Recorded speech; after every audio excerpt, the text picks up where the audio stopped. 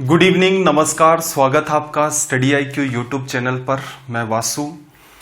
हमने स्टार्ट की थी कल रेलवे के लिए एक सीरीज 90 दिन का। ये आपका प्रोग्राम रहेगा।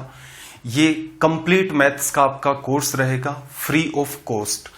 कुछ बच्चों के सवाल थे कि सर ये किस हिसाब से चलेगा, तो जो वासु स्टडी IQ नाम से टेलीग्राम का एक चैनल है उसके ऊपर इसकी आपको PDF मिल जाएगी। उस PDF को अगर आप देखेंगे तो उसमें कुल आपको 90 लेक्चर मिलेंगे, जिससे आपको ये आइडिया लग जाएगा कि ये लेक्चर चल रहा है, कितने दिन तो ये चलेगा, इसके बाद कौन सा लेक्चर आपका स्टार्ट होगा। कुछ बच्चों के ये डाउट थे कि सर अब प्रैक्टिस कब करेंगे। तो देखो पैरेलल के अंदर भी तो आप प्रैक्टिस कर सकते हैं। ऐसा क्यों कह रहे हैं कि भाई आपको जो चैप्टर पढ़ा दिया है आप उसको खोल करके नहीं देखेंगे। 1 या सवा घंटे की आपकी हर रोज क्लास रहेगी, तो आप मुझे खुद से बताएं कि बचे हुए टाइम में आप क्या करेंगे। तो प्रैक्टिस तो बनता है कि आप पैरेलल के अंदर इन चीजों की प्रैक्टिस करते रहें। कंटेंट और PDF आपको वही टेलीग्राम चैनल जो मैंने आपको बताया उस पर सारी की सारी चीजें आपको मिल जाएंगी। पेशेंस के साथ देखते रहें, हर चीज को एकदम डेप्थ में ले जाकर के आपको समझाया जाएगा। ये कंप्लीटली आपका रेलवे का बैच है। किस किस एग्जाम में हेल्प करेगा, तो जो पुलिस की एग्जाम होती है, स्टेट लेवल पर जो SI की एग्जाम होती है, प्लस में स्टेट की और भी एग्जाम होती है आपकी, जैसे पटवारी हो गया, ग्राम सेवक हो गया, जेल प्रहरी हो गया, इस टाइप की जितनी भी एग्जाम है सबके लिए ये सेशंस आपके हेल्पफुल रहेंगे। और कुछ बच्चे कुछ छोटी छोटी चीजें उनका ध्यान रखें स्पेशली, कि जैसे कई सारे आपको कोर्सेज मिलेंगे मार्केट में कि ये वाला ले लो, इससे SSC का भी कवर हो जाएगा, रेलवे का भी कवर हो जाएगा। तो ध्यान रखना SSC का जो सिलेबस होता है वो कम से कम 200 से 250 घंटे में कवर होता है। अगर रेलवे का बच्चा उस चीज को पढ़ना स्टार्ट कर देगा, बहुत सारी चीजें ऐसी हैं उसके अंदर, ये मान के चलो, जिससे आपका टाइम किल होगा। तो बुराई इस बात के अंदर नहीं है, बिल्कुल जहां आपको ठीक लगे वहां आप पढ़ें। पेड कोर्सेज आपको पढ़ने हैं, बिल्कुल पढ़ें, इसके अंदर कोई समस्या नहीं है कि भाई टीचर है वो इतने घरों के अंदर उजाला करता है, तो कोई समस्या नहीं, आप उससे पेड कोर्स भी खरीदें। लेकिन ध्यान इस बात का रखें कि 90 डेज के अंदर किस फ्लो में आपका सिलेबस चलेगा, क्या क्या आपको पढ़ाया जाएगा। स्टडी IQ ने जो सीरीज स्टार्ट की है, जैसे वितुल सर की क्लासेस भी होती हैं, एक रीजनिंग की एक मैथ्स की, दोनों ही प्रैक्टिस सेशन आपके चलते हैं। 6 से 7 आपकी मैथ्स की क्लास होती है, 7 से 9 1 घंटे रीजनिंग, 1 घंटे मैथ्स की क्लास होती है वितुल सर की। इसके अलावा विपिन सर का भी जस्ट 5 बजे के आसपास GK का पार्ट चल रहा है। तो ये सारा का सारा जो मामला है स्टडी IQ ने आपके लिए फ्री में प्रोवाइड करवाया है, इसका कोई भी चार्ज नहीं होगा। 10 या 12 दिन एटलीस्ट आप टीचर को देखें, ऑब्जर्व करें, आपको ठीक लगता है तो इन चीजों को कंटिन्यू करें। अगर आपको ये लगता है कि नहीं यार ये वाला जो कंटेंट है पढ़ के पता नहीं मेरा होगा या नहीं होगा, ऐसी कोई द्वंद्व की स्थिति वैसे तो आएगी नहीं, आती है तो फिर आप अपने हिसाब से डिसीजन ले सकते हैं। तो भाई आज का सेशन स्टार्ट करते हैं। तो सबसे पहले मैंने आपको लास्ट क्लास में होमवर्क दिया था। होमवर्क के अंदर क्या कहा था भाई, आज अपना रेलवे एग्जाम का डे 2 है। होमवर्क में मैंने आपको कहा था कि आपको 1 से लेकर 30 तक के स्क्वायर ध्यान रखने हैं। दूसरा काम ये भी बताया था 1 से 20 तक के क्यूब ध्यान रख लेना। Reason, mensuration 2D, mensuration 3D, compound interest, इन चैप्टर्स के अंदर ये सारी की सारी चीजें आपकी काम आने वाली हैं। प्लस नंबर सिस्टम में भी इनका यूज होगा। और एक सबसे जरूरी पार्ट ये था आपका, जो मैंने आपको टेबल बताई थी कि बहुत सारे सवाल, स्पेशली ये जो स्टेट लेवल की एग्जाम होती है, प्लस में आपका जो रेलवे होता है, इनके अंदर ऐसे सवाल पूछे जाते हैं कि आप अगर इस टेबल का यूज कर लेते हैं तो सारी की सारी चीजें आपकी क्लियर हो जाएंगी। पिछले सेशन में मैंने आपको और क्या चीजें बताई थी भाई, मैंने आपको वॉल्यूम का कॉन्सेप्ट बताया था, आयतन का क्या कॉन्सेप्ट होता है। वॉल्यूम में हमने ये देखा था कि जैसे हमारा क्यूब होता है, क्यूबॉइड होता है, सिलेंडर होता है, ये आकृतियां नीचे से ऊपर तक एक जैसी होती हैं, तो आयतन क्या लिखोगे, आधार का क्षेत्रफल गुणा ऊंचाई। क्लियर है। जिस बच्चे ने पिछला सेशन नहीं देखा है, अगर आप सिंसियरिटी के साथ तैयारी करना चाहते हैं पहले सेशन से देखें। क्लियर। और बीच में अगर आप ये ढूंढना चाह रहे हैं कि कोई ऐसा टीचर मिल जाए जो 20-30 घंटे में इसको करवा दे, तो देखो ऐसा संभव हो नहीं सकता। जितना कंपटीशन बढ़ा हुआ है उसके हिसाब से ये बात कहना बहुत ही बड़ी बेवकूफ़ी होगी कि 20 घंटे में सिलेबस हो जाएगा, किसी ट्रिक से आप एग्जाम को क्रैक कर लेंगे। नहीं, अपना कंप्लीट फोकस ये रहता है कि आपके दिमाग में बातें जाए। वॉल्यूम का कॉन्सेप्ट जिस बच्चे ने पिछली क्लास में पढ़ा होगा उसको ये आइडिया लग गया होगा कि यार ये जो फॉर्मूले थे इनको याद नहीं, इनको सिर्फ याद करना पड़ता है समझ करके, इनको रटने की नीड नहीं होती है। तो हर चीज एक्सप्लेन की थी। इसके अलावा देखना जरा, कोन होता था आपका एक हमारा, कोन के अलावा पिरामिड होता था। इनमें क्या मौजूद थी भी? Slant height. वॉल्यूम क्या होता था? 1/3 मल्टीपल आ जाता था एन की जगह, बाकी बेस एरिया इंटू हाइट, आधार का क्षेत्रफल गुणा ऊंचाई। फिर एक हमारे पास निकल के आता था हेमीस्फीयर। उसके अंदर क्या था भाई? उसमें कर्व दिखती थी आपको, ये घुमाव दिखता था। एन की वैल्यू क्या ले रहे थे वहां पर? 2/3। और इसी का जो वॉल्यूम है उसको जस्ट डबल कर देंगे तो आपका स्फीयर का वॉल्यूम निकल के आ जाएगा। तो ये बेसिक सी चीजें थी, ये मैंने आपको एक्सप्लेन कर दी थी। आगे थोड़ा सा चलते हैं। ये आपकी एग्जाम का सिलेबस है कि जो हमें यहां पर पढ़ना है, जो रेलवे ने अपनी ऑफिशियल वेबसाइट के ऊपर डाल रखा है नोटिफिकेशन में। ये सारे के सारे आपके चैप्टर हैं और जो मैंने आपको पीडीएफ सेंड कर रखी है उनमें हर चैप्टर को कवर किया गया है। 2-3 चैप्टर यहां इन्होंने मेंशन नहीं कर रखे हैं, लेकिन एग्जाम में वो भी पूछे जा सकते हैं, क्योंकि लास्ट में इस सिलेबस में क्या लगा हुआ है? ETC आदि लगा हुआ है, इसका मतलब वो बिल्कुल पूछ लेगा। तो पीडीएफ आप अपने पास वो रखें जिससे आपको ये आइडिया रहे। प्लस हमने पिछली क्लास में ये मेंसुरेशन 3D स्टार्ट किया था। इसमें मैंने आपको समझाया था पिछली ही क्लास में कि आयतन का कॉन्सेप्ट क्या होता है, वॉल्यूम का जो कॉन्सेप्ट है वो क्या होगा। मेंसुरेशन 3D में सबसे इंपॉर्टेंट बात क्या है? आपको लेंथ निकालनी आनी चाहिए, आपको यहां पर सरफेस एरिया और वॉल्यूम, ये 3 चीजें हैं। इन्हीं के चारों तरफ सारे के सारे सवाल आपके घूमते रहते हैं। पढ़ना क्या है? क्यूब, क्यूबॉइड, सिलेंडर, फिर इसके बाद आपका कोन, हेमीस्फीयर, स्फीयर। पिछली क्लास में हमने स्फीयर और हेमीस्फीयर को स्टार्ट कर दिया था। पिरामिड का भी कॉन्सेप्ट मैंने बता दिया था। सबसे जरूरी बात ये आपकी टेबल थी, कैसे आई, क्या आई, पिछली क्लास में एक्सप्लेन कर दिया था। इसका मतलब फिर से मैं दोबारा नहीं एक्सप्लेन करूंगा। तो जिन बच्चों ने ये टेबल नहीं बना रखी है वो ऐसा करें, इसका स्क्रीनशॉट जरूर ले लें। और आपका बिल्कुल भी टाइम किल नहीं होगा, आप देखते जाएं एक एक करके। मैं इसीलिए इन चीजों जल्दी जल्दी गो थ्रू करवा रहा हूं कि जिससे आपको आइडिया रहे कि 5 मिनट में इन चीजों को डिस्कस कर लेंगे। भाई पिछली क्लास में ये पढ़ा था, अब थोड़ा सा आपका भी माइंड सेट हो गया। और जैसा ये दौर चल रहा है कोरोना वाला, मेरे ख्याल से आपको समझ आ गया होगा एक सरकारी जॉब की क्या इंपॉर्टेंस होती है। अपने घर वालों को देखो, अपने आसपास के लोगों को देखो कि उनका जीवन कितना परिवर्तित हो गया।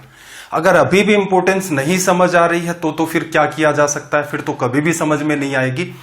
इसके बाद रेलवे क्या करेगा, क्या नहीं करेगा, क्या वैकेंसीज और आएंगी, बढ़ाएंगे, क्या ये लोग हर साल वैकेंसी देंगे, कहना मुश्किल है। तो जो आपके हाथ में मौका है उसे ना गवाएं। मेरा कंप्लीट फोकस ये रहता है। कई बच्चे कहते हैं ना कि जैसे सर 90 घंटे में आप कैसे करवा ले जाओगे, 90 लेक्चर्स में 100 घंटे प्लस के लेक्चर होंगे आपके। तो हो सकता है भाई आप ये सवाल अगर आप मेरे से पढ़े होते, जैसे मैंने पीछे एसएससी के कई सारे चैप्टर करवाए हैं, तो आपने ऑब्जर्व किया होगा कि हर क्लास के अंदर लगभग 20-20 सवाल अपने चल रहे थे। बड़े भी सवाल होते हैं एसएससी के अंदर। तो रीजन क्या है कि आपका बिल्कुल भी टाइम नहीं किल किया जाता, 1 सेकंड भी आपकी किल नहीं की जाती है। पढ़ाई से ही सारी की सारी चीजें रिलेटेड रहती हैं अपनी। तो यहां हर क्लास में 20-20 सवाल हो रहे थे। तो इसका मतलब आप, हो सकता है कि आपका जीवन में ऐसे लोगों से पाला पड़ा हो कि एक सवाल करवाओ, उसके बाद 3-4 मिनट बात करो, इधर उधर की बात करो, ये करो वो करो, ऐसा कर देंगे वो कर देंगे, फिर एक सवाल, 1 घंटे का आउटपुट आपने देखा कि 7 से 8 सवाल भी नहीं आ रहा। तो इस हिसाब से पढ़ाओगे तो ये 100 घंटे क्यों 250 घंटे पढ़ा लो भाई, क्या फर्क पड़ेगा। तो आपका टाइम बिल्कुल भी किल नहीं किया जाएगा। 10 या 12 दिन तक रेगुलर बेसिस के ऊपर आप क्लास अटेंड करके देखें, बिल्कुल आपके अंदर एक अच्छा खासा इंप्रूवमेंट होना स्टार्ट हो जाएगा। चलिए भाई, स्फीयर या हेमीस्फीयर, गोला या फिर अर्धगोला, ये 2 चीजें पढ़ ली थी। गोले का कुल पृष्ठीय क्षेत्रफल 4 गुणा पाई आर स्क्वायर होता है। मैंने क्या कहा था, इसको कैसे ध्यान रखना है, 4 गुणा पाई आर स्क्वायर क्या है, एक वृत्त का क्षेत्रफल। जैसे ही वृत्त का क्षेत्रफल आता है, टेबल वाली बात आपके दिमाग में आनी चाहिए। जो बच्चा लिख लिख करके करेगा उसका एक्सट्रीम टाइम किल होता है। आपकी एग्जाम में ये सवाल हमेशा ही टेबल पर बेस्ड पूछे जाते हैं। फिर इसका वॉल्यूम या फिर आयतन 4/3 पाई आर क्यूब हो गया। अर्धगोले की बात की थी, डिटेल में समझा भी दिया था कि कुल पृष्ठीय क्षेत्रफल 3 पाई आर स्क्वायर हो जाएगा, आयतन 2/3 पाई आर क्यूब हो जाएगा। ये बात सारी की सारी है, हमने पहले डिस्कस कर ली है। अब एक आखिरी बात और देखो, आपके सामने ये जो दिख रहा है टेलीग्राम, टेलीग्राम आपकी एक ऐप है, जैसे व्हाट्सएप और फेसबुक होती है। तो प्ले स्टोर से टेलीग्राम को आप डाउनलोड करें। टेलीग्राम डाउनलोड करने के बाद ये जो टेलीग्राम लिखा हुआ है, इसके जस्ट राइट साइड में जाकर के आप सर्च करेंगे वासु स्टडी IQ। तो जो ऊपर वाला पार्ट आपको दिख रहा है वासु स्टडी IQ, ये टेलीग्राम का एक चैनल है। इसके ऊपर क्या मिलेगा भाई आपको, इसके ऊपर एक तो डेली बेसिस के ऊपर लिंक आपको मिल जाएगी क्लास की, कि डे 1, डे 2, डे 3 इस हिसाब से। तो आपको ये भटकना नहीं पड़ेगा कि मान लो किसी दिन पर्टिकुलर क्लास आपने मिस कर दी, यूट्यूब पर ढूंढ नहीं पा रहे हैं, तो टेलीग्राम पर जाएं और सीधे सीधे देखेंगे तो सीक्वेंस ऐसा ही रहता है कि डे 1 की क्लास, फिर डे 2 की, डे 3 की, और सीधे सीधे यहां क्लिक करके आप यूट्यूब पर चले जाएंगे।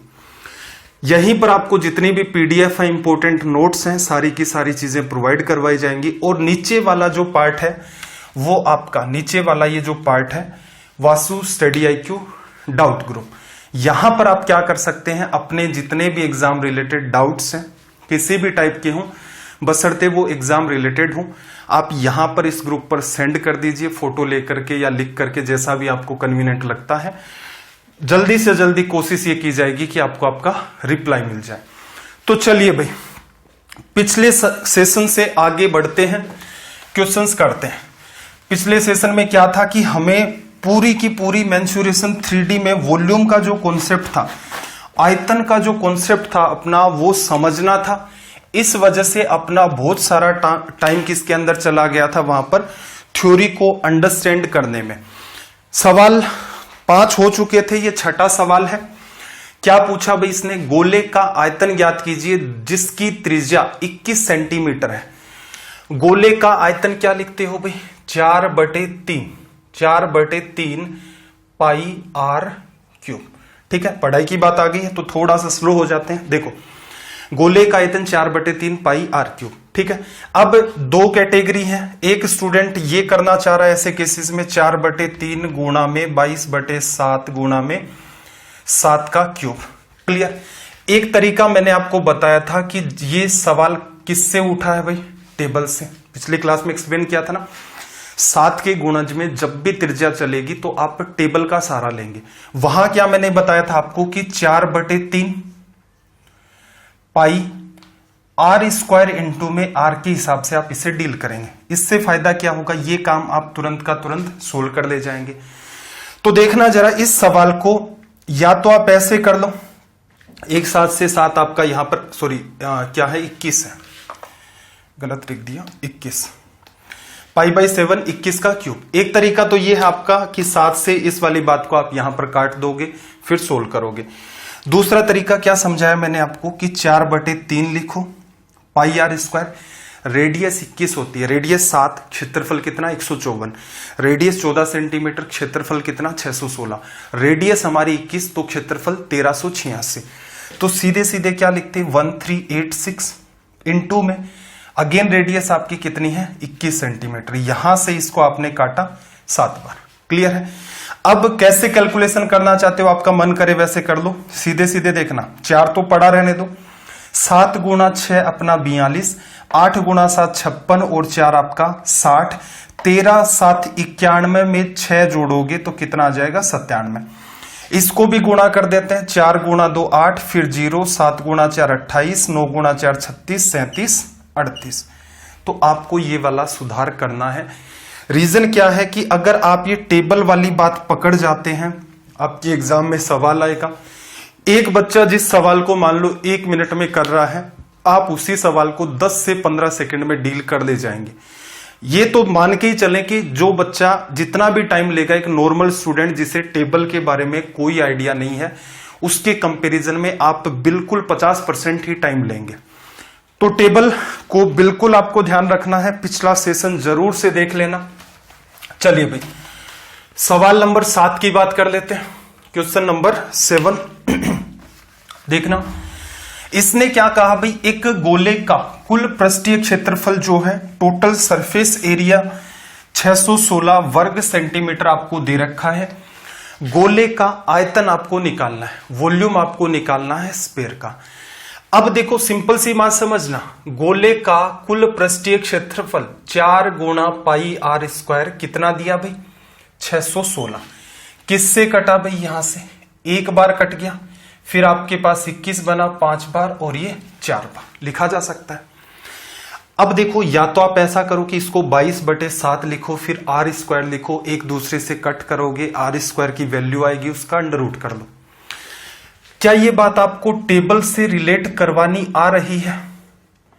क्या ये बात आप टेबल से रिलेट करवा सकते हो? पिछली क्लास में एकदम डिटेल में आपको बताया था कि पाई आर स्क्वायर की वैल्यू जब 154 होती है तो इसका मतलब त्रिज्या अपनी कितनी, त्रिज्या अपनी 7 लिखी थी। अब ये अगर आप सुधार कर लेते हो तो आप एक भीड़ से अलग हो जाते हैं तुरंत के तुरंत। और ये चीज आपने अगर पढ़ी होगी जीवन में, मुझे नहीं लगता कोई टीचर इस चीज को फोकस करता है। मैंने सीजीएल का एग्जाम दिया है, मेरा मैथ्स का स्कोर बहुत बेहतर भी रहा है, उसके अंदर एकदम अच्छे लेवल का स्कोर रहा है। तो मैं ये सारी की सारी चीजें जानता हूं कि किन किन चीजों का आप इंप्रूवमेंट कर दें। इसलिए रेलवे वाले बच्चों को भी वो चीजें बता रहा हूं कि वो कैसे भी करके अपना टाइम बचाना स्टार्ट कर दे। तो मान लो लास्ट में कहीं कोई चीज समझ नहीं आ रही है तो आप उसे बेसिक से करें तो भी एटलीस्ट आपके पास टाइम बचा हो। चलो आयतन पूछ रहा, आयतन में मैंने क्या कहा था, वॉल्यूम लिखने का तरीका 4/3 पाई आर क्यूब होता है, लेकिन आप कैसे डील करोगे, पाई आर स्क्वायर इंटू में आर, पीछे एक्सप्लेन किया था ये भी। तो सीधे सीधे आपने क्या देखा, 7 निकाल लिया, 4/3 पाई आर स्क्वायर की वैल्यू तो 154 है, और इसको किससे गुणा करना है भाई आपको, 7 से लिखा जा सकता है। 7 गुणा 4 आपका 28, 28 गुणा 4, 28 गुणा 2 गुणा 2 मान सकते हो, 56 गुणा 2 112, हसल कितनी 11, 28 गुणा 5 140, 140 में 11 जोड़ा 151, हसल कितनी भाई आपकी 15, 28 में आप 15 जोड़ दोगे तो कितना हो जाएगा 43/3। अगर कंफर्ट नहीं हो कोई बात नहीं है, 7 से गुणा कर लो, फिर इसको 4 से गुणा कर लो, संख्या आ गई, 3 का भाग दे देते हैं, 3 का भाग दिया 1 बार, फिर 1 बचा, 3 का भाग दिया 4 बार, फिर 1 बचा, 3 का भाग दिया 3 बार, फिर 2 बचा, 22 में 7 बार, 10 में फिर से 3 बार, 1437.33। इंपॉर्टेंट बात क्या थी, जैसे ही आप 4 का डिवीजन करते 154 आता, त्रिज्या 7 उठाते। ये तरीका मैंने आपको बताया है कि जो नॉर्मल बच्चे तैयारी करते हैं वो ऐसे ही डील करते हैं, इसको भी वो सोल्व करते हैं। इसी वजह से उनका ये सवाल 7 से 8 लाइन के अंदर चला जाता है। आप छोटे छोटे सुधार करें, क्योंकि मैंने जो पैटर्न ऑब्जर्व किया है, जो स्टेट लेवल की एग्जाम्स आपके सवाल पूछती हैं, चाहे वो पुलिस की हो, एसआई की हो, ग्राम सेवक, पटवारी, जेल प्रहरी, जितनी भी आपकी एग्जाम होती हैं, वो लोग एसएससी सीजीएल में पुराने जो पेपर पूछे गए हैं, जो इजी स्तर के भी होते हैं, मेनली प्रीलिम्स के, वहां से सवाल उठाते हैं, इनको सीधा का सीधा रख देते हैं। तो ये मेंसुरेशन 3D में अगर आपका ये जो सर्कल वाला पार्ट जहां भी इन्वॉल्व होता है, आप टेबल को ध्यान रखें। टेबल ध्यान रखेंगे तो आपकी स्पीड के अंदर एक ड्रास्टिक परिवर्तन आ जाएगा। चलिए भाई आगे चलते हैं, सवाल नंबर 8 की बात करें। पैटर्न चेंज हुआ है सवालों का। सवाल नंबर 8 की बात करें, क्वेश्चन नंबर 8।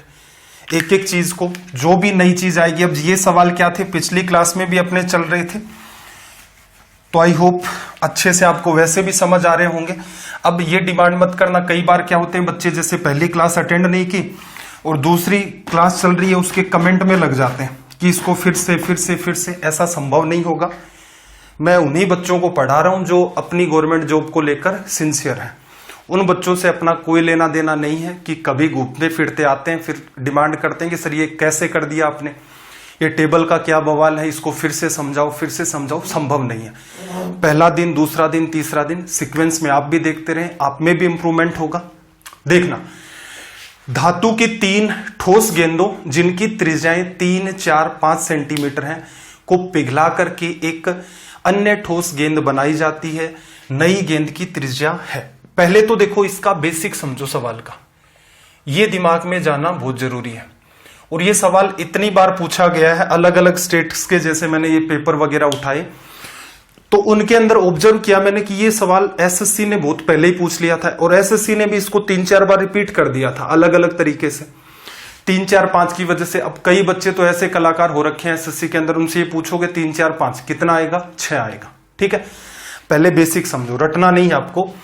देखो आपके पास क्या है, 3 गेंद है, एक छोटी गेंद है, फिर एक उससे थोड़ी सी बड़ी गेंद है, फिर उससे एक बड़ी गेंद है।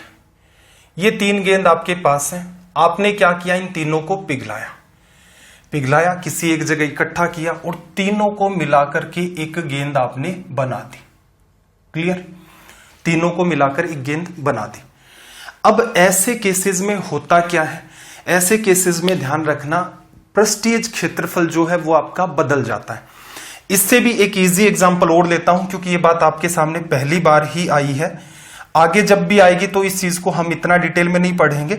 देखना, आपके पास मान लो एक पानी की बोतल है और इसके अंदर मान लो पानी आता है आपका 1 लीटर। क्लियर, आपने क्या किया, इस पानी को उठाया और इससे आपने क्या कर दिए, 4 ग्लास भर दिए। तो 1 ग्लास में पानी कितना होगा भाई, तो आप कहोगे 250 मिलीलीटर, लिखा जा सकता है। अब यहां पर ये जो भी आकृति थी, देखो जितने भी आपके तरल होते हैं, जितने भी आपके तरल या फिर लिक्विड होते हैं, इनका मेजरमेंट किस में होता है भाई, वॉल्यूम। इनका मेजरमेंट वॉल्यूम के बेसिस पर किया जाता है और वो लीटर मिलीलीटर इसमें चलता रहता है। क्लियर, जो भी ठोस चीजें होती हैं आपकी सॉलिड होती हैं, सॉलिड कोई भी पार्ट हो सकता है, जैसे दुकान पर सब्जी लेने जाते हैं तो यहां पर मेजरमेंट क्या होगा, वॉल्यूम थोड़ा ना करेंगे, वो वॉल्यूम करने लग जाएगा तो क्या करोगे, जैसे घिया लेने गए, घिया को पिघलाएगा, फिर बोतल में डालेगा कि ये लो भैया आपकी घिया है वो 1.5 लीटर बन रही है, ले जाओ। फिर क्या करोगे उसका ले जाके। तो जो सॉलिड चीजें हैं जिनका आकार क्या है आप चेंज नहीं कर सकते, या चेंज करना मुश्किल है, या फिर चेंज कर दिया तो उस चीज का कोई यूज नहीं रहेगा, तो उनको मेजर किया जाता है केजी के अंदर, उनका वजन मेजर करते हैं। लिक्विड जितने भी है, हालांकि वजन भी मेजर किया जाता है, लेकिन जैसे आप मान लो कोई भी दूध की थैली वगैरह लेते हैं तो उसके ऊपर वॉल्यूम भी लिखा रहता है, उसके ऊपर वेट भी लिखा रहता है कि ये लीटर में कितना है और केजी में कितना है। स्पेशली जैसे घी लेने जाएंगे अगर आप, और ये जो पैकेजिंग वाला आता है उसके ऊपर दोनों ही बात लिखी रहती है, लेकिन लिक्विड का मेजरमेंट इससे किया जाता है। तो आपने क्या देखा, एक बोतल 1 लीटर उसका आयतन था, इसको आपने 4 ग्लासों में डाल दिया, 250 मिलीलीटर। तो एक बात बताओ, ये 4 ग्लास अगर आप देखोगे टेबल पर, एक तरफ बोतल पड़ी है और 4 ग्लास है, क्या आपको ये लगा कि आकृति सेम बनी रही? तो आप कहोगे नहीं सर, पहले पानी बोतल में था, बोतल के जैसा दिखता था, फिर पानी गिलास के अंदर चला गया, अब गिलास के जैसा इसका आकार हो गया। इसका मतलब जब भी कभी आकृति बदलेगी, दिखने में आकृति जब भी कभी बदलेगी, इसका मतलब पृष्ठीय क्षेत्रफल बदलेगा।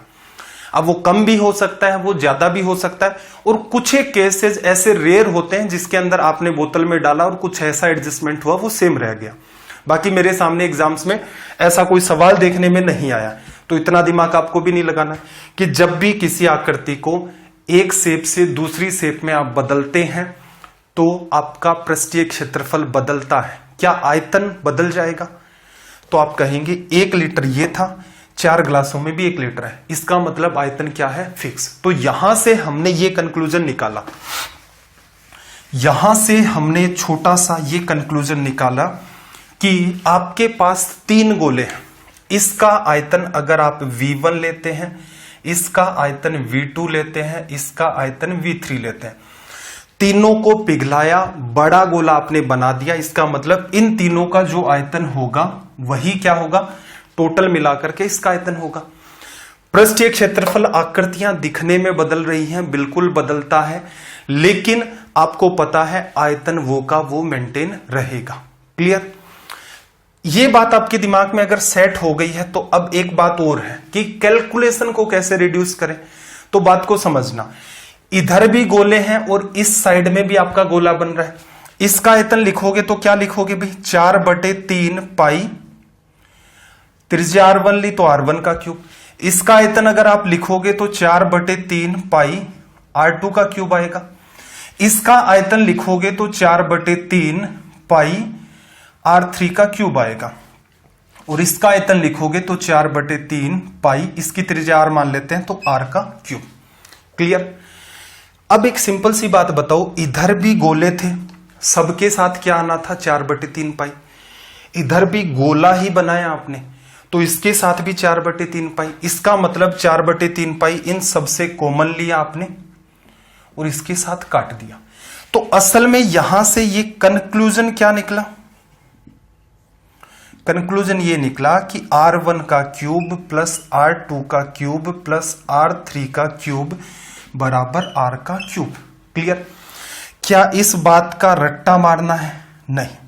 अगर रट्टा ही मारना होता तो एक बात बताओ, मैं इस सवाल में क्यों तो बोतल को उठाता, क्यों हम घिया को लाते, क्यों हम घी की बात करते। मेरा उद्देश्य क्या है कि हर चीज आपके दिमाग में जाए। अब रेलवे का मैं ये मान के चलता हूं, जो बच्चा रेलवे की या स्टेट लेवल की एग्जाम की तैयारी करता है उसके कोई ना कोई रीजन होंगे, हो सकता है उसे मैथ्स में भयंकर खौफ हो। अब वो खौफ निकालने का क्या तरीका है भाई?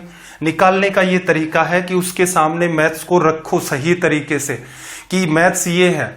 आप जो रटने की कोशिश करते हैं कि जैसे कई बार लाभ हानि के ही सवाल होते हैं, वो बच्चे मैंने जैसे ऑफलाइन कोचिंग के अंदर ऑब्जर्व किया।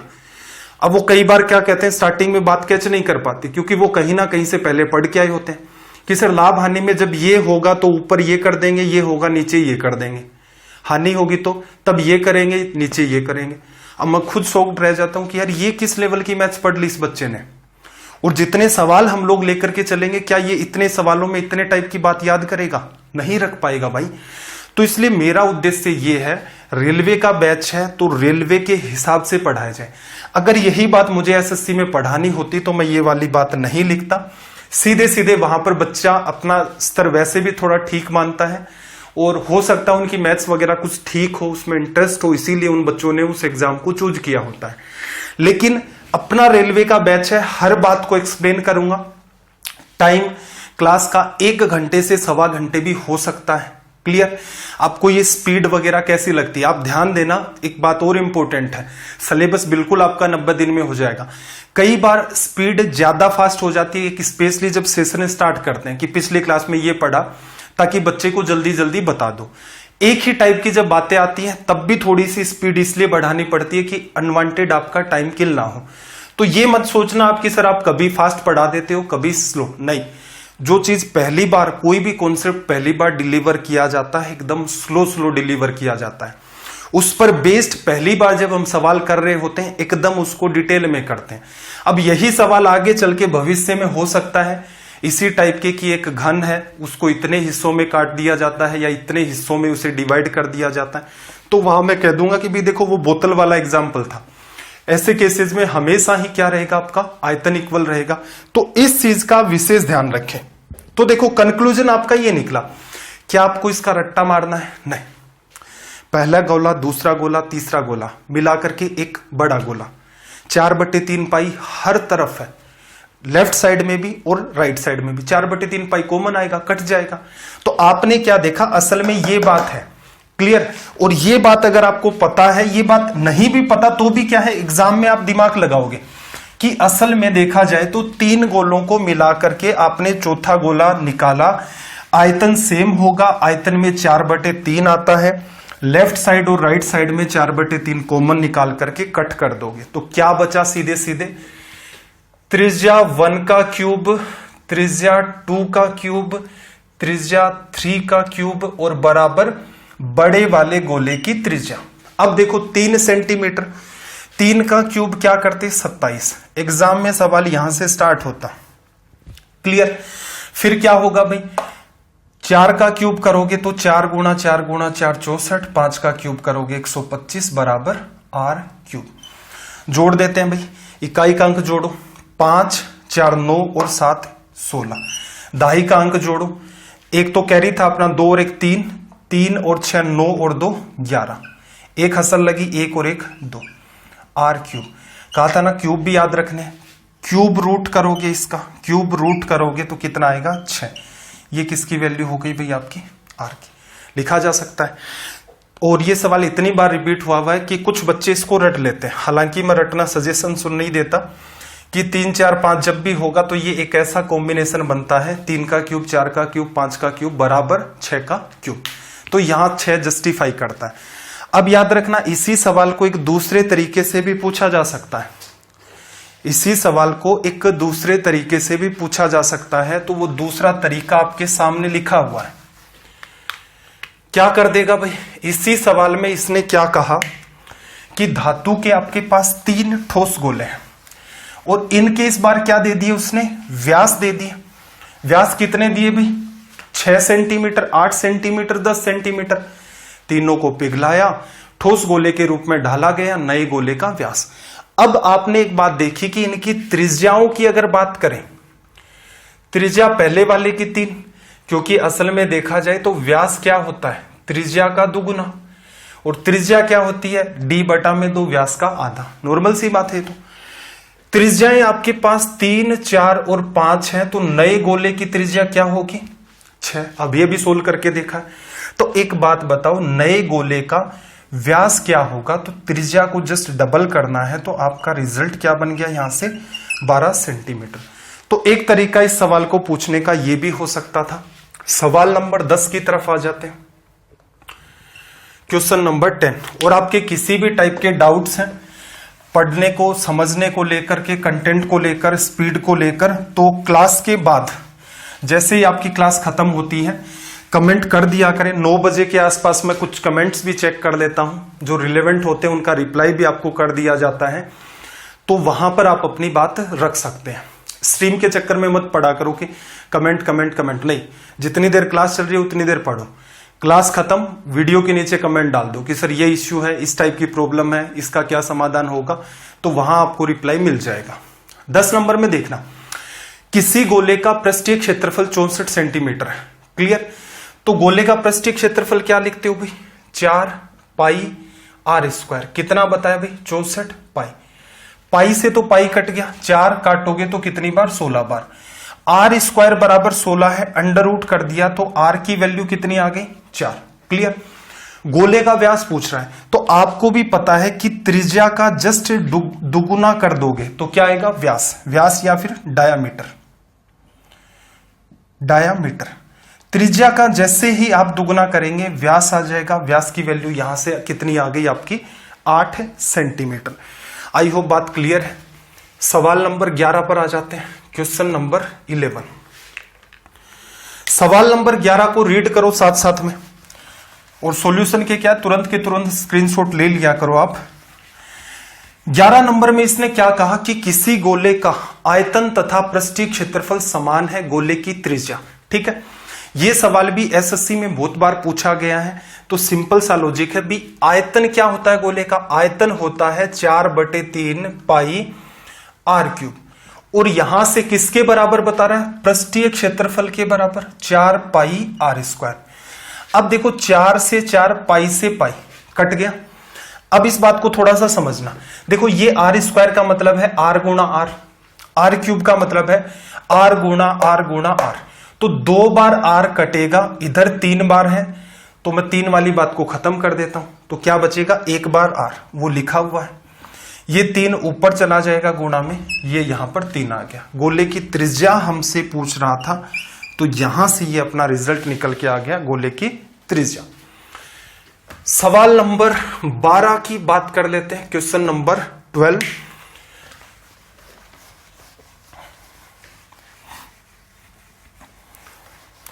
और कमेंट करके जरूर बताना कि आपको क्या लगता है कि हम 90 दिन में कितने सवाल कर ले जाएंगे। क्लास में कमेंट, स्ट्रीम में कमेंट नहीं करना, वीडियो खत्म होने के बाद कमेंट करना। देखना जरा, सवाल नंबर 12 में क्या कहा कि 6 सेंटीमीटर व्यास वाले गोले को पिघलाकर 8 बराबर गोलों में विभाजित किया गया, प्रत्येक छोटे गोले की त्रिज्या। देखना जरा, आपके पास क्या था, एक बड़ा गोला था, आपके पास एक बड़ा गोला था, इसको आपने क्या किया, पिघलाया। इसकी त्रिज्या कितनी है भाई, 6 सेंटीमीटर व्यास है, त्रिज्या इसकी कितनी है, 3। इसको आपने पिघलाया, कितने गोले बनाए, 8। छोटे छोटे बनेंगे 8, ये लो छोटे छोटे 8 गोले, त्रिज्या कितनी, r। ठीक है, पूछा क्या है, प्रत्येक छोटे गोले की त्रिज्या ज्ञात करें। तो एक बात बताओ, इसका आयतन और इन 8 गोलों का आयतन सेम वही बात है ना। एक बोतल पानी की भरी हुई है, उस बोतल को 8 छोटे छोटे गिलास में आपने खाली कर दिया, तो आप क्या कहेंगे? बोतल में 1 लीटर पानी था, पानी का आयतन है 1 लीटर, और 8 छोटे छोटे गिलास आपने भर दिए, तो इनका भी आयतन है। तो दोनों ही केसेस में आयतन बराबर होंगे, बोतल का आयतन भी और 8 गिलासों का भी। तो सेम वही बात है कि बड़े गोले का अगर आयतन लिखते तो क्या लिखते? 4/3 पाई, फिर आर क्यूब। 3 का क्यूब मैं सीधे सीधे लिख देता हूं क्योंकि चीज आसान है। ये 27। कितने गोले बने भाई? 8 गोले, तो 8 का गुणा। एक गोले का आयतन क्या लिखोगे? 4/3 पाई, त्रिज्या निकालनी है आर क्यूब। अब देखो 4/3 पाई से 4/3 पाई कट गया, लिखा जा सकता है। ये काम आप चाहते तो शुरू में भी ध्यान रख सकते थे कि दोनों ही तरफ गोले चल रहे हैं तो 4/3 पाई कट जाएगा। तो क्या लिखते? 27 बराबर 8 आर क्यूब। इसको ऐसा लिख लो, अगर कंफ्यूजन हो रहा है तो 27/8 बराबर आर क्यूब। इसका क्या कर दो भाई? क्यूब रूट कर दो, घनमूल कर दो। तो पूरे का नहीं दिमाग लगा रहे हो तो ऊपर वाले का घनमूल क्या होगा? 3, नीचे वाले का कितना? 2, क्योंकि 3 का क्यूब 27 बनता है, 2 का क्यूब 8, और आर क्यूब का घनमूल क्या बनेगा? आर। तो यहां से त्रिज्या कितनी आ गई? 1.5 लिखा जा सकता है। कोई स्ट्रेस नहीं लेना था, आसान सा सवाल था। एग्जाम में चित्रकारी नहीं करोगे, ठीक है? एग्जाम में किसको समझाना आपको कि ये बड़ा गोला है या छोटा गोला है? रेलवे वाले इसके नंबर थोड़ा ना देंगे कि किसने किस तरीके से सोल्व किया। चलिए भाई, सवाल नंबर 13, क्वेश्चन नंबर 13। लैंग्वेज को जल्दी से रीड करें, देखना जरा। 13 में क्या कहा कि एक गोले का व्यास जो है, एक गोला है उसका डायमीटर आपको दे रखा है 70 सेंटीमीटर। गोले का कुल पृष्ठीय क्षेत्रफल ज्ञात करें। तो देखना जरा, गोले का कुल पृष्ठीय क्षेत्रफल 4 गुणा में क्या लिखते हो? पाई आर स्क्वायर लिखा जाता है। 4 गुणा में, अब यहां पर देखो टेबल का यूज है। अब वो 2 टाइप के स्टूडेंट आ गए। एक तो वो वाले जो क्या करेंगे, 4 गुणा में 22/7 गुणा में, ध्यान रखना व्यास 70 सेंटीमीटर है, त्रिज्या कितनी होगी? 35। तो एक बच्चे वो हैं जो इसको करेंगे कुछ इस हिसाब से। क्लियर? इसको इससे काट दिया, जैसे मान लो 7 से काटा 5 बार।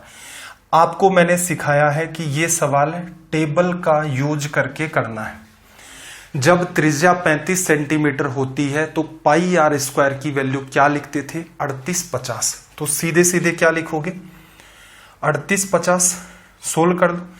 4 का गुणा 0, 4 गुणा 5 आपका 20, 8 गुणा 4 32 और 2 34, 4 गुणा 3 12 और 3 15। ये रिजल्ट आ गया। इस चीज को कोशिश करना अवॉइड कर दे जाओ। ये तब की बात है भाई कि कुछ भी नहीं पता है कि सर मैं उस टाइम एग्जाम हॉल में टेबल भूल गया था, तो कोई बात नहीं है, तरीका तो ये भी है। इसीलिए मैं आपको हर चीज समझाता हूं कि एकदम पहले तो चीज को समझो कि एग्जाम हॉल के अंदर अगर आप एग्जाम अप्रोच को भूल गए हैं, ये अपनी एग्जाम अप्रोच है असल में। क्लियर है? अब ये भी हमने समझी थी, टेबल याद है वो बच्चा फास्ट कर देगा। मान लो भूल भी गए तो भी आपके अंदर इतनी समझ होनी चाहिए कि सर ने यार थ्योरी में ये पढ़ाया था। ये बेसिक तरीका था इस सवाल को सोल्व करने का, जिससे सवाल ना छूटे, क्योंकि इन एग्जाम में टाइम की मारामारी नहीं होती है। सवाल नंबर 14 में चले आते हैं। क्वेश्चन नंबर 14, ये भी एक इंपॉर्टेंट सवाल है। एसएससी ने तो इसको कई बार पूछा है, और सेम वही है, एसएससी जब पूछ लेता है तो स्टेट लेवल की एग्जाम के अंदर वो लोग ज्यादा मेहनत नहीं करते हैं, वो सीधे सीधे कॉपी पेस्ट करते हैं कि प्रीवियस ईयर सवाल थे, यहीं से पेपर बना दो, कोई तनाव नहीं है। चलो भाई, क्या कहा इसने क्वेश्चन नंबर 14 के अंदर कि किसी गोले का पृष्ठ का क्षेत्रफल जो है वो s है, आयतन v है, s³/v² निकालना है। देखो आपको क्या निकालना है? s³/v²। अब ध्यान रखना यहां पर कोई गड़बड़ नहीं होगी। कई बच्चे कैलकुलेशन में गड़बड़ कर सकते हैं, कई बच्चे कैलकुलेशन में गड़बड़ कर सकते हैं। तो जब भी कभी उलझी हुई आपके पास कैलकुलेशन आए तो देखना जरा हमें क्या करना है। देखो ऊपर पृष्ठीय क्षेत्रफल s का मान क्या होगा? 4 गुणा में पाई आर स्क्वायर। गोले का पृष्ठीय क्षेत्रफल ये लिखते हो, इसका क्या हो रखा है? क्यूब। चलो लिख दिया। अपोन में आयतन क्या आएगा भाई, 4/3 पाई आर क्यूब, इसका स्क्वायर कर रखा है। देखो आंसर में कहीं भी आपको आर दिख रहा है, नहीं दिखा, इसका मतलब आर तो कटेगा। अब देखना ये जो आर स्क्वायर है, यहां से मेंशन कर देता हूं, जो आर स्क्वायर है इसका भी तो क्यूब होगा। इस क्यूब का मतलब क्या है, 4 का क्यूब, पाई का क्यूब, आर स्क्वायर का क्यूब। आर स्क्वायर का क्यूब करोगे जब भी कभी ऐसा आता है, घातांक करने में आपको समझाऊंगा, एक बार के लिए इस बात को समझ लो कि इसका मतलब है आर स्क्वायर गुणा आर स्क्वायर गुणा आर स्क्वायर। आर स्क्वायर कितनी बार लिखा आपने, 3 बार, तो 3 गुणा में 2, पावर ऐड होंगी तो 6 बनेगा। अगर खोल करके सोल्व करोगे, सीधे करना चाहते हो तो 3 गुणा में 2, 6। ऐसा मत कर देना यहां पर कि सर आर स्क्वायर था उसका क्यूब, नहीं, ये गलत हो जाएगा। इसका मतलब क्या हुआ, आर और फिर 2 की पावर आपने 3 की है, आपने आर स्क्वायर की पावर 3 नहीं की, आपने यहां ऐसा लिखा तो आर स्क्वायर और उस 2 की पावर 3 की, तो 2 की पावर 3 8, ये गलत हो जाएगा। इस बात का ध्यान रखना।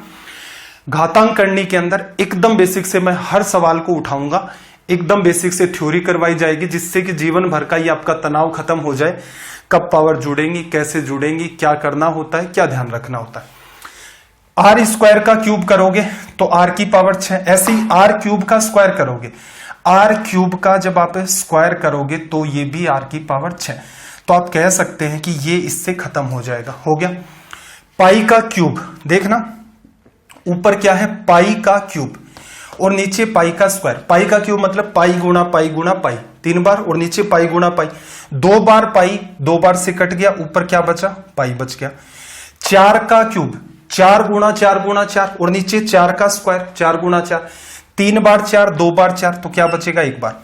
अब देखना यहां ये चीज बटा में थी, ये इसके बटा में था, उसके भी बटा में, तो ये कहां चला जाएगा, ऊपर, ये ऊपर चला जाएगा। 3 का स्क्वायर 9 होता है, तो रिजल्ट कितना आ गया, 36 पाई। ठीक है भाई, तो ये आपका रिजल्ट हो गया। डिटेल में ये बैच अपना रेलवे का है, बार बार मेरे को याद दिलाना पड़ता है। कई बच्चे सोचते हैं कि सर ये कौन से लेवल की कैलकुलेशन करवाने लग गए, एसएससी के बैच में तो कभी भी नहीं करवाया इस टाइप से। तो देखो जैसे बच्चे होंगे वैसा ही पढ़ाया जाता है। गुरु के सामने ये बहुत बड़ी चुनौती होती है कि वो हर स्तर के बच्चे को पढ़ा ले जाए। चलिए भाई, यहां से सवाल नंबर 15 को आप रीड करें। 15 में इसने क्या कहा कि यदि किसी गोले का पृष्ठीय क्षेत्रफल 3, 4, 6.5 वर्ग सेंटीमीटर है तब त्रिज्या ज्ञात करें। देखना यहां एक छोटी सी बात है जो सीखने लायक होगी।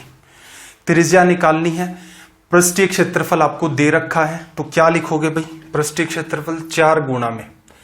अब देखो 346.5 पॉइंटों में कोई चीज निकल के आएगी, क्या आपको आइडिया है कैसी चीज निकलेगी, नहीं पता। तो 4 पाई आर स्क्वायर, पाई की जगह मैं 22/7 लिख देता हूं, टेबल से उठी हुई बात नहीं नजर आ रही है, बराबर 346.5। क्लियर। क्या 4 से कटेगा, इकाई का अंक देखो विषम है तो 2 के किसी भी गुणज से नहीं कट सकता। ठीक है, तो 2 के मतलब 2, 4, 8 इस हिसाब से जो डायरेक्ट मल्टीपल उनसे नहीं कटेगा। किससे काट सकते हैं फिर, 11 से ट्राई कर दो, 2 बार 11 से काटोगे, देखना 34 में 3 बार भाग चला गया, 1 बचा, 16 में 1 बार भाग चला गया, 5 बचा, फिर पॉइंट है, पॉइंट लगा दिया, 55 बन गया, 5 बार डिवीजन चला गया। चलो आर स्क्वायर बराबर 7 का गुणाकर होगा इसके साथ, 7 गुणा 5 35, 7 गुणा 1 3 हसल थी आपके पास 10, 7 3 21 और 1 22, अपोन में 4 गुणा 2 8। अब करना क्या है, करना अंडर रूट है। क्लियर। अब दिमाग में एक सवाल आ गया कि यार ये क्या बवाल हो गया ऐसे सवाल में, नीचे 8, अब 8 का अंडर रूट भी तो नहीं करना आता, ऊपर एक संख्या 220.5 इसका भी अंडर रूट नहीं करना आता। एक बात बताओ मुझे कि 8 से और बड़ा कौन सा नंबर है कि 8 को भी शामिल कर ले और अंडर रूट भी हो जाए। तो एक बात बताओ, अगर मैं इसे 16 बना दूं, 16 बनाने के लिए क्या करें, 2 का गुणा। अगर सिर्फ नीचे ही 2 का गुणा करोगे तो समीकरण ही बदल गया, तो ऊपर भी 2 का गुणा। तो असल में ऊपर नीचे गुणा करते हो तो क्या हो जाता है, ऊपर वाली संख्या नीचे वाली से कट जाती है, असल में आपने 1 का गुणा किया। चलो ऐसा करने का फायदा क्या होगा, सीधे सीधे मैं एक लाइन और लिख लेता हूं यहां पर कि आर स्क्वायर की जो वैल्यू 5 गुणा 2 10, 0 पॉइंट के बाद है, और यहां पर 1 और 22 गुणा 2 44, 441/16। अब अंडर रूट कर दो भाई, 441 का अंडर रूट 21 बटा में 4, 21 में डिवीजन 20 तक 5 बार, 1 बचा, पॉइंट लग गया, 10 में डिवीजन 2 बार, 2 बचा, 20 में 5 बार। तो रिजल्ट क्या आ गया, ये वाला। यहां ये जो हमने काम किया है विशेष ध्यान रखना, क्योंकि इतना करने के बाद हो सकता है कि बहुत सारे बच्चे सवाल को फिर देखें कि कहीं काटने में कोई गड़बड़ तो नहीं कर दी है, कहीं और समस्या तो नहीं हो गई है, क्योंकि वो तुरंत जब बच्चा फंसता है, और ऑप्शन भी ऐसे नहीं है कि आप बाई ऑप्शन भी कोई दिमाग लगा ले जाएंगे कि अच्छा ये वाला रिजल्ट होगा, तो ये भी आपके सामने एक समस्या क्रिएट हो जाएगी। तो इस बात का विशेष ध्यान रखना कि कोई ना कोई जो आसान वैल्यू दिख रही है आपको गुणा करके वो सटीक समाधान करना है, कि अगर मैं इससे गुणा कर दूं रिजल्ट आपका निकल रहा है, इसका मतलब रिजल्ट तो निकलेगा। कैलकुलेशन आसान करने का आपका ये तरीका होगा, इसलिए इस सवाल को स्टार मार्क कर देना भाई। सवाल नंबर 16 की बात कर लेते हैं, लैंग्वेज को यूज करना। सवाल नंबर 16, क्वेश्चन नंबर 16।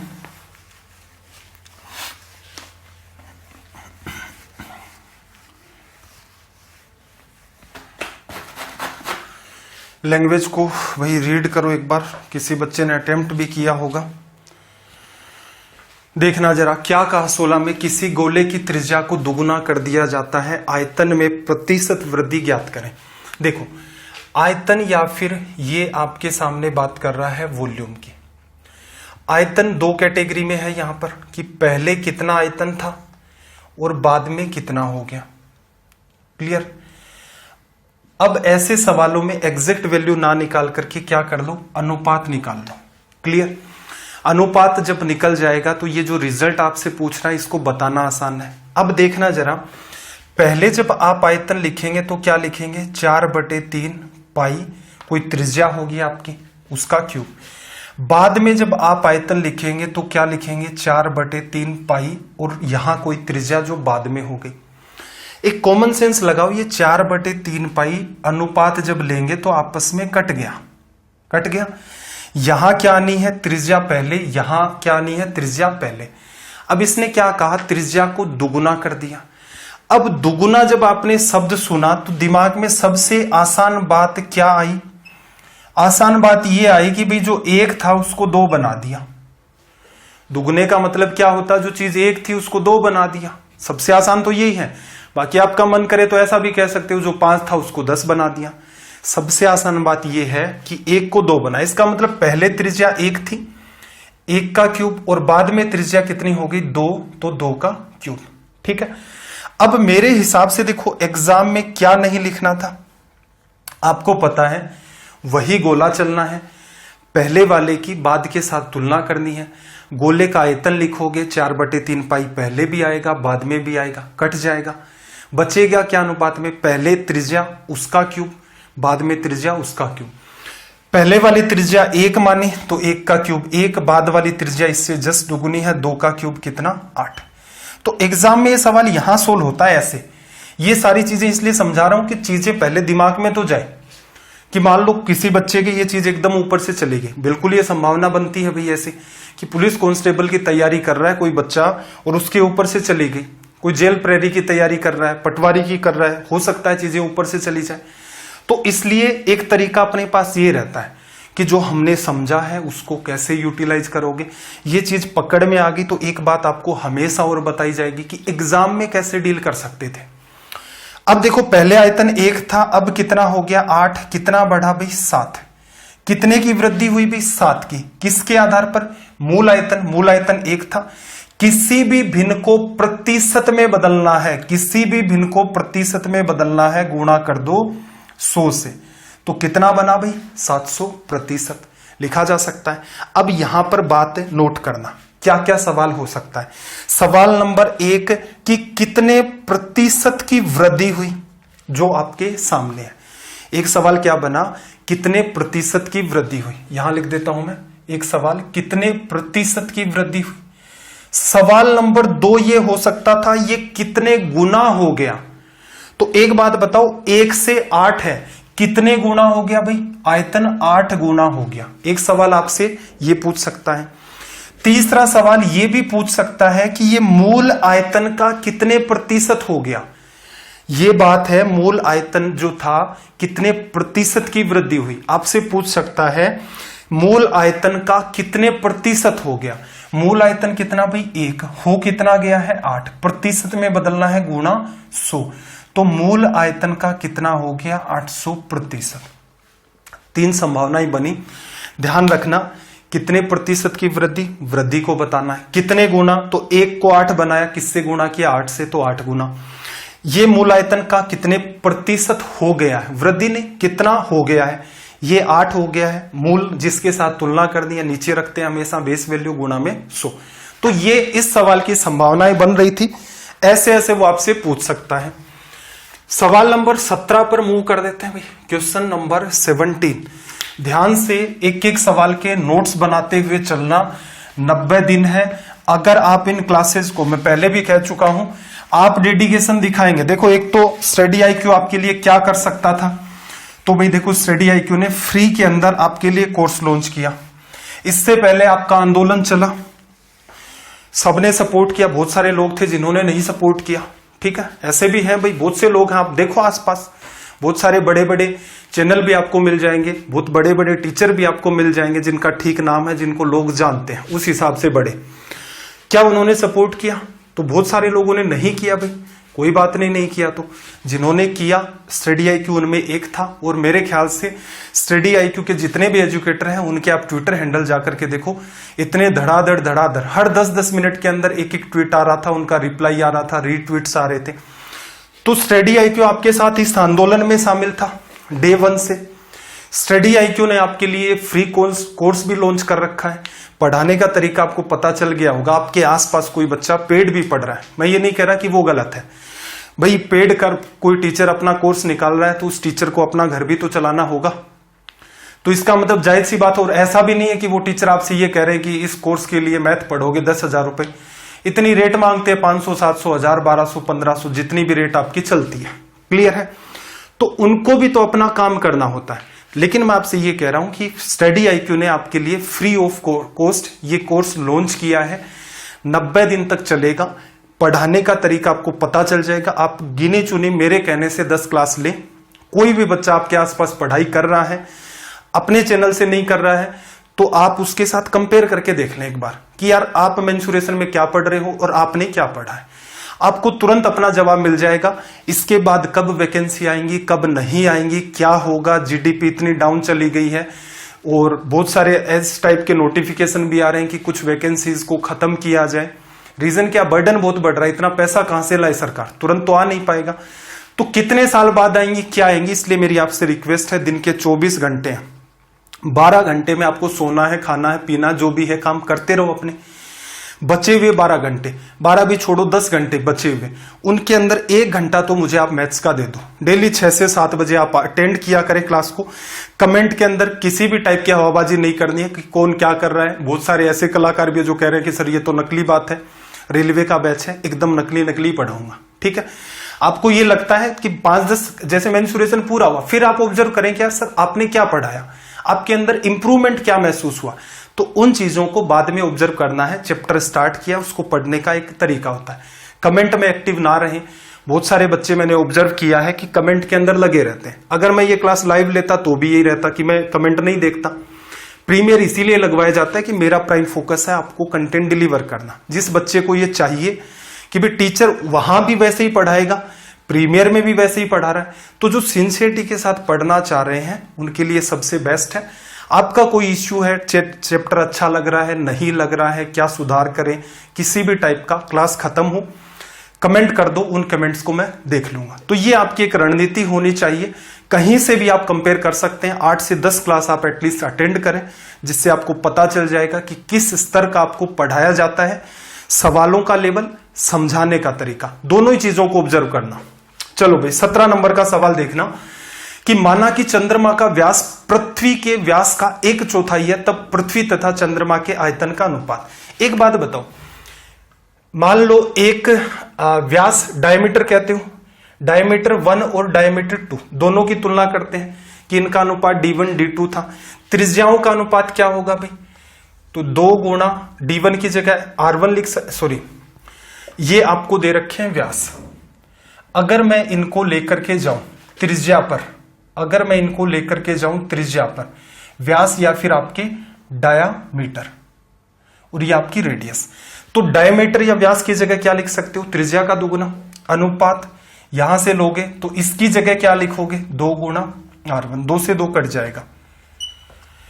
तो जो अनुपात आपका त्रिज्या का होता है, इंपॉर्टेंट बात, आपने क्या किया है, d1 की जगह 2r1 लिखा, d2 की जगह 2r2 लिखा, अनुपात इन दोनों का ले रहे थे, 2 से 2 कट गया, तो आपने क्या देखा कि जो अनुपात त्रिज्याओं का होता है वही अनुपात व्यास का भी निकल के आएगा। तो सवाल समझने में आसान हो जाएगा। तो इसने क्या कहा कि माना कि चंद्रमा का व्यास पृथ्वी के व्यास का 1/4 है, तो आप ये भी कह सकते हो कि चंद्रमा की त्रिज्या पृथ्वी की त्रिज्या की 1/4 है। रीजन जितने भी फॉर्मूले उसमें हम लोग क्या करते हैं, त्रिज्या काम में लेते हैं, ठीक है। तब पृथ्वी और चंद्रमा के आयतन का अनुपात देखो, पृथ्वी और आपका चंद्रमा। अब एक बात बताओ, दोनों ही गोले हैं, तो 4/3 पाई r3, 4/3 पाई r3, 4/3 पाई दोनों तरफ कटेगा, कई सवालों में बता दिया। इधर इसकी त्रिज्या, इधर इसकी त्रिज्या। आपको मैंने क्या कहा था, जो अनुपात त्रिज्या का वही व्यास का, या जो व्यास का वही त्रिज्या का, दोनों चीजें लिख करके बता दी कि d1 की जगह ये लिखो, d2 की जगह ये लिखो, तो यहां जो अनुपात है वो r1 अनुपात r2 बनेगा। तो आप क्या करो भाई, पृथ्वी की जो त्रिज्या है उसका 1/4, तो सबसे आसान संख्या है, पृथ्वी की त्रिज्या 4, तो चंद्रमा की त्रिज्या 1, लेकिन आपको पता है त्रिज्या का क्यूब, इधर भी क्यूब, तो अनुपात क्या हो गया, 64/1 लिखा जा सकता है। जिस बच्चे को कंफ्यूजन हो रहा है वो ऐसा कर ले कि भाई इसका आयतन ये होगा, इसका आयतन ये होगा, ये वाला पार्ट आपस में कट जाता अनुपात में, ये चीजें बचेंगे। क्लियर है। किसी बच्चे को फिर भी कंफ्यूजन हो रहा है तो ऐसा कर लो भाई, पृथ्वी का कोई व्यास मान लो, जैसे पृथ्वी का व्यास आपने 8 ले लिया, ठीक है। चंद्रमा का व्यास कितना होगा, इसका 1/4, 2 हो गया। यहां आपको क्या रखनी है, त्रिज्या, त्रिज्या क्या हो जाएगी 4, यहां कितनी त्रिज्या 1। तो ऐसे भी कर सकते हो नंबर मान के, बस बेटर क्या रहेगा, ये चीज बार बार काम आती है कि जो अनुपात त्रिज्या का होता है वही का वही अनुपात आपका व्यास का भी लिखा जाता है। अगले सवाल पर आ जाते हैं। क्या कहा कि 2 गोलों की त्रिज्याओं का अनुपात 1/4 है, उनके पृष्ठीय क्षेत्रफल का अनुपात ज्ञात करो। 2 गोलों की त्रिज्याएं हैं आपके सामने और उनका अनुपात 1/4 है, उनके पृष्ठीय क्षेत्रफल का अनुपात। तो देखना जरा, आप क्या लिखते हो भाई, आयतन लिखोगे, पृष्ठीय क्षेत्रफल 4 पाई r1 का स्क्वायर अनुपात 4 पाई r2 का स्क्वायर। 4 पाई से 4 पाई कटेगा, कट जाएगा ना, ये तो होता है पृष्ठीय क्षेत्रफल। त्रिज्या पहले वाली उसका स्क्वायर, त्रिज्या दूसरे वाली स्क्वायर। अब ये कॉमन सेंस पहले भी लगा सकते थे कि भी दोनों ही तरफ पृष्ठीय क्षेत्रफल है, 4 पाई से 4 पाई कट जाएगा, इसकी त्रिज्या 1, 1 का स्क्वायर 1, इधर त्रिज्या आपकी 4, 4 का स्क्वायर 16। तो ये सीधे सीधे आपका रिजल्ट क्या बन गया, 1/16 लिखा जा सकता है। चलो भाई सवाल नंबर 19 की बात कर लेते हैं। क्वेश्चन नंबर 19 देखो, गोले ए और गोले बी की त्रिज्याएं क्रमशः कितनी है, 40 और 10 सेंटीमीटर। पृष्ठीय क्षेत्रफल ए और बी है, उसका अनुपात बताना है। फिर देखना 4 पाई 4 पाई, इधर भी आएगा इधर भी आएगा, आपस में कट जाएगा। इधर क्या बना भाई, त्रिज्या कितनी थी आपकी 40, 40 का स्क्वायर। इधर त्रिज्या कितनी 10, तो यहां 10 का स्क्वायर। ये 400 बना, ये 100 बना, 2 0 गायब कर दिया, तो कितना बना 4/1 लिखा जा सकता है। एक मिनट गलत कर दिया ना, 40 का स्क्वायर आपका 1600, 10 का स्क्वायर आपका 100, क्या आ गया भाई 16/1। एक समझदारी और भी लगा सकते थे कि भाई इधर भी स्क्वायर इधर भी स्क्वायर, तो अंदर लिखी हुई बात का 0 इस वाले 0 से कट जाएगा, तो ये काम क्या होता आपका सीधा भी हो जाता। तो अगर कंफ्यूजन नहीं होता है तो ऐसे कर दो, कंफ्यूजन हो रहा है तो पूरे को सोल्व कर दो। चलिए भाई सवाल नंबर 20 की तरफ मूव करते हैं। सवाल नंबर 20, लैंग्वेज को रीड करना सबसे पहले। तो क्या कहा कि दो गोले हैं और उनका जो आयतन है, आयतन का अनुपात 8:27 आपको दे रखा है। क्लियर। फिर इसने क्या कहा, उनके पृष्ठीय क्षेत्रफल का अनुपात ज्ञात करो। सवाल आसान है, किसी बच्चे की समझ में है ये चीज तो क्यूब रूट करेगा, त्रिज्या आएगी 2:3, पृष्ठीय क्षेत्रफल स्क्वायर कर दोगे 4:9। अब बात को समझना हुआ क्या।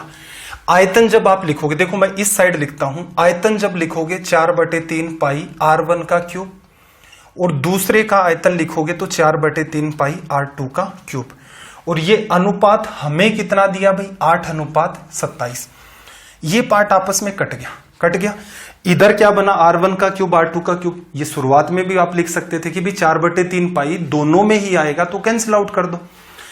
r1 r2 अगर निकालना चाहते हो तो क्या कर दो, क्यूब रूट कर दो, घनमूल कर दिया। यहां से r1 बचा, यहां से r2 बचा, 8 का क्यूब रूट करोगे 2, 27 का 3। पहले की त्रिज्या आप 2 मान सकते हो, दूसरे की त्रिज्या 3 मान सकते हो।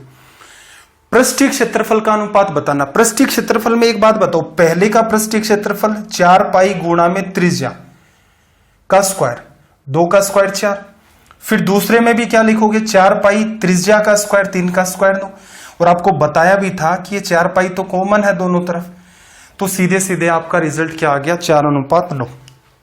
मैंने क्या किया, एग्जाम में क्या कर सकते हो, देखो आयतन से अगर आप त्रिज्या में जाओगे, आयतन में त्रिज्या r का क्यूब रहती है, क्यूब रूट करोगे, क्यूब रूट किया 8 का 2 आ गया, 27 का 3 आ गया। त्रिज्याओं का अनुपात 2:3। जब आप पृष्ठीय क्षेत्रफल लिखते हैं तो उसमें क्या होता है, 4 पाई फिर r², 4 पाई कट जाता है तो जो त्रिज्या होती है उसका स्क्वायर, 2 का स्क्वायर 4, 3 का स्क्वायर 9। तो ये सवाल अगर आप देखें, हो सकता है लंबा लग रहा हो लेकिन इसे आप माइंड में डील कर सकते हैं।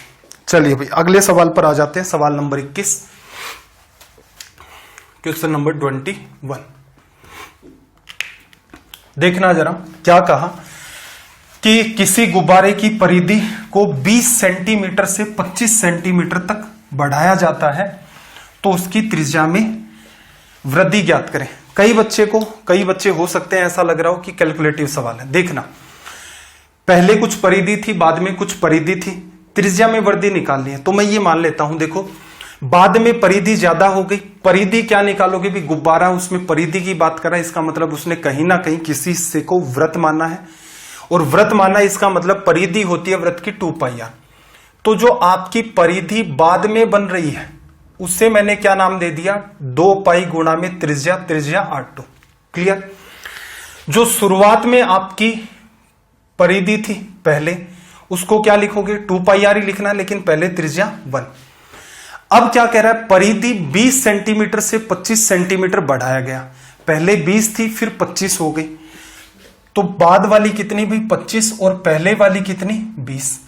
तो दोनों का अंतर लोगे, बाद वाली में से पहले वाली को घटाओगे तो 25 में से आपका 20 चला गया, क्या बचा 5। ठीक है। अब इसने क्या कहा, उसकी त्रिज्या में वृद्धि। तो देखना मैं 2 पाई कॉमन ले रहा हूं, हो सकता है ये बात समझ ना आ रही हो लेकिन ये इतना आसान सवाल है। r2 में से r1 आपने लेस किया, r2 माइनस r1 की वैल्यू 5/2 पाई। ये किसको बताता है, गौर से देखना, ये बताता है बाद में जो त्रिज्या है उसमें से पहले वाली त्रिज्या को घटाया जाता है। तो पहले जो भी त्रिज्या थी मान लो 7 सेंटीमीटर है, बाद में 9 सेंटीमीटर है, अगर आप 9 में से 7 को घटाओगे तो 2 आएगा। 2 क्या है, त्रिज्या में वृद्धि। यही तो होता है ना कि पहले 7 थी फिर 9 हो गई, 9 में से 7 घटाया, 9 में से 7 घटाया 2, क्या बताता है, त्रिज्या में वृद्धि। तो ये सवाल एकदम इजी कैटेगरी का है, लेकिन ये कंफ्यूज करता है बच्चे को। जब वो पहली बार देखता है वो ये मान लेता है कि सवाल आपका कैलकुलेटिव जाएगा। सवाल आसान है, कुछ भी नहीं करना था, सीधे सीधे सोल्व हो गया। चलो भाई सवाल नंबर 22 की बात कर लेते हैं। Question number 22। कुछ सवाल और है, सेशन थोड़ा थोड़ा बढ़ा जाएगा। रीजन क्या है, जितने सवाल सोच रखे हैं तो उतने तो आपको करवाने ही पड़ेंगे, क्योंकि एक पैटर्न होता है पढ़ाने का, तो उसके हिसाब से चल रहे हैं कि आपका ईमानदारी से हो। ऐसा भी नहीं है कि ऊपर ऊपर से आपको करवा दिया और सिलेबस पूरा करवाना ही अपना उद्देश्य था, नहीं। आपका सिलेक्शन अपना प्राइम उद्देश्य है, मेहनत करोगे बिल्कुल यकीनन आपकी मैथ्स अच्छी हो जाएगी। देखो किसी गोले का संपूर्ण पृष्ठ क्षेत्रफल 8 पाई है, गोले का आयतन बताना है। देखो गोले का पृष्ठीय क्षेत्रफल 4 पाई आर स्क्वायर लिखते हो, ये बराबर में किसके है? 8 पाई के। पाई से पाई कटेगा, ये वाली बात इससे कटेगी, तो 2 आ गया, अंडर रूट कर दोगे, आर की वैल्यू कितनी आ गई भी? Under root 2। ठीक है, 4 8 से 2 बार कट गया, अंडर रूट निकाला तो ये आ गया अंडर रूट 2। आयतन निकालना है। आयतन क्या होता है भाई? आयतन लिखा जाता है 4/3 पाई इसका क्यूब, आर क्यूब। अब देखना कंफ्यूज नहीं होना है, आर क्यूब क्या होगा? त्रिज्या गुणा में त्रिज्या गुणा में त्रिज्या, आर क्यूब मतलब अंडर रूट 2 का क्यूब। अब देखो ये आपस में गुणा होके 2 बना लेंगे और ये आपका एक अंडर रूट 2 मेंटेन हो जाएगा। अब ये आपको करना आता है तो सीधे सीधे यहां पर इसका आप क्यूब करके रख दे, तो ये वैल्यू 2 अंडर रूट 2 आ गई। आयतन कितना है भाई? 4 गुणा 2 8, अंडर रूट 2 है, फिर पाई है और अपोन में 3 है। कौन से ऑप्शन में दिख रहा है भैया ऐसा? ऑप्शन ए में आपको ऐसा दिख रहा है। कंफ्यूजन हो तो इस बात से रिलेट करवा लेना। चलिए भाई सवाल नंबर 23 पर आ जाते हैं। क्वेश्चन नंबर 23, लैंग्वेज को रीड करो एक बार, स्टार्ट लगा लेना भाई, थोड़ा सा लेवल का सवाल है। लैंग्वेज को रीड करो सबसे पहले तो।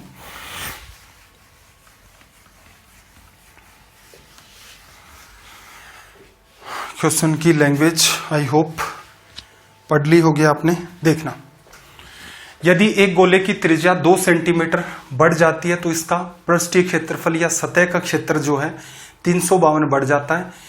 परिवर्तन से पहले गोले की त्रिज्या क्या थी? देखो बढ़ गया तो आप ऐसा करो कि जो पृष्ठीय क्षेत्रफल आपका बाद में है उसमें से अगर आप पहले वाला पृष्ठीय क्षेत्रफल घटाओगे तो कितना आएगा? 352।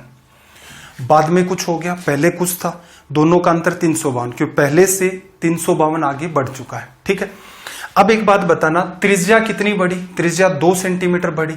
अगर आप इसका पृष्ठीय क्षेत्रफल लिखेंगे तो 4 पाई, त्रिज्या मैंने क्या मान ली? आर स्क्वायर हो गया। यहां पर भी मुझे पृष्ठीय क्षेत्रफल लिखना है तो 4 पाई, त्रिज्या क्या लिखूं भाई? त्रिज्या 2 बढ़ गई है, ये लो लिखा। अब इन दोनों का अंतर कितना आएगा आपका? 352। तो असल में ये वाली बात थी। अंडरस्टैंडिंग बिल्कुल आसान है। बाद में पृष्ठीय क्षेत्रफल में से पहले पृष्ठीय क्षेत्रफल, पहले मूल त्रिज्या r मान लो, बाद वाली 2 बढ़ चुकी है, अंतर 352 दे रखा है। परिवर्तन से पहले मतलब ये मूल त्रिज्या ही आपको निकालनी है। अब देखो 4 पाई कॉमन आया तो मैंने क्या लिखा? 4 पाई कॉमन ले लिया तो यहां 22/7 लिख देता हूं। क्या किया है भाई? 4 पाई को कॉमन ले लिया। ब्रैकेट में क्या बचा है डिटेल में बता देता हूं एक बार। ये वाली बात आपकी बच गई और इधर कितना है? 352। कट रहा है क्या? 22 से काट सकते हो मेरे ख्याल से। 22 से काटोगे एक बार, 13 बचा 132, 6 बार, और ये वाला पार्ट कटेगा इससे 4 बार। अब थोड़ा सा ध्यान से समझना, देखो जब आप r+2 का स्क्वायर खोलोगे, अलजेब्रा के अंदर ये फॉर्मूला पढ़ेंगे हम लोग, a+b का होल स्क्वायर होता है a का स्क्वायर प्लस b का स्क्वायर प्लस 2 गुणा a गुणा b। स्क्वायर करोगे r स्क्वायर, 2 का स्क्वायर 4, फिर 2 गुणा r गुणा में 2 और माइनस का इधर r स्क्वायर, ये 7 इधर जाकर के 28 बन चुका है। r स्क्वायर से r स्क्वायर कट गया। ठीक है, ये 4 इधर गया, 28 में से लेस कर दिया 24, और ये 4 इधर मेंटेन रह गया। फिर 4 से भाग दे दोगे, 6 आ गया। r की वैल्यू कितनी आ गई? 6। ये रिजल्ट।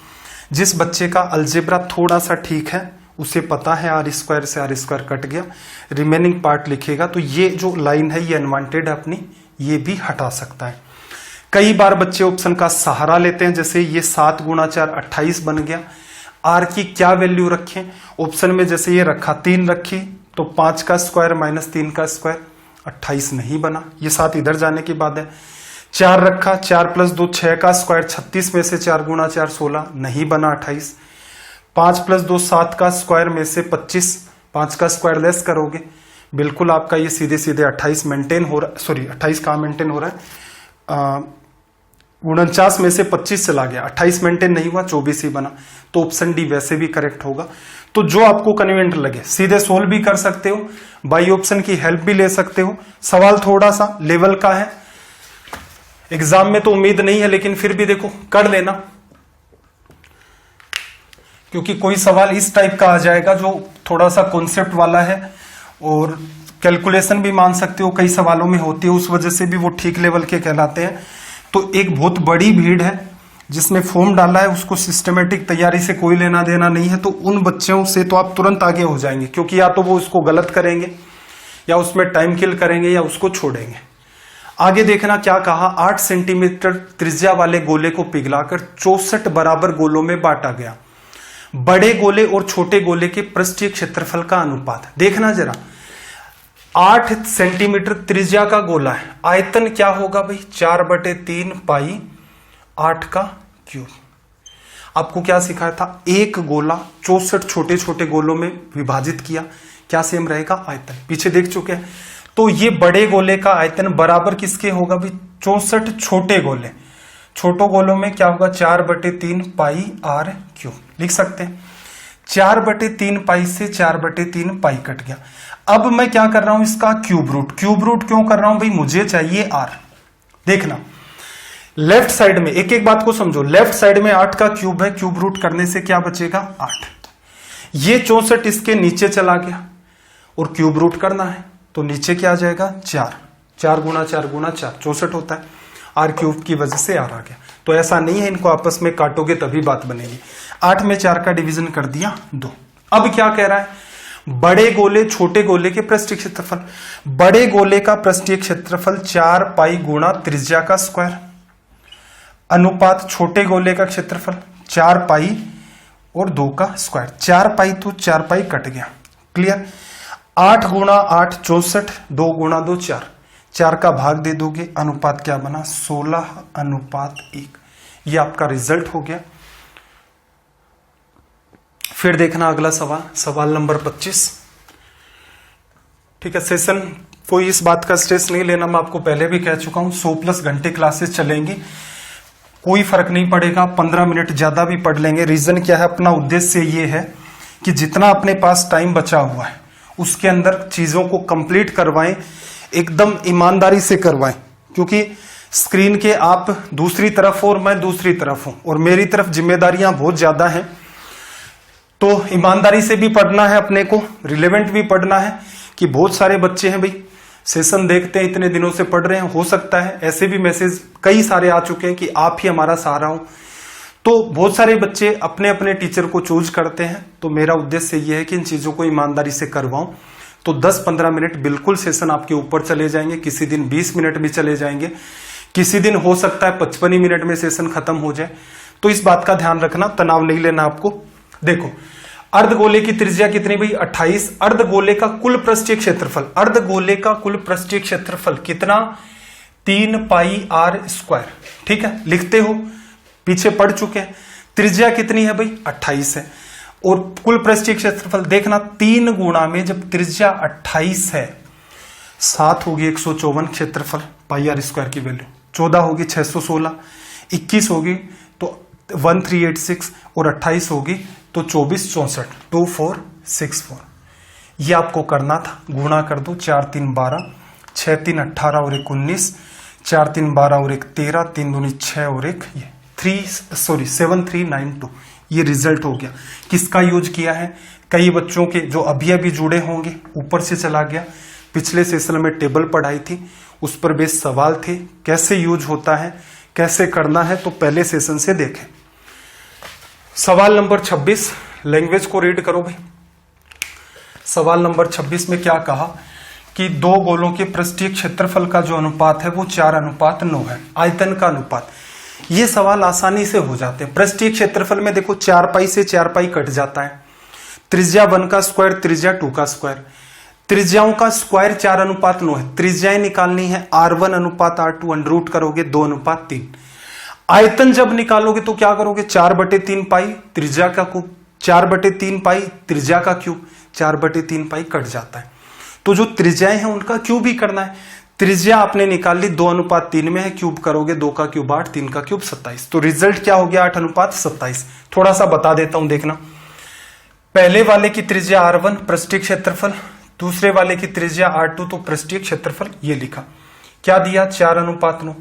4 पाई से 4 पाई कट गया, अंडर रूट कर दो। रीजन क्या है, त्रिज्याएं निकालेंगे तभी आयतन निकल पाएगा।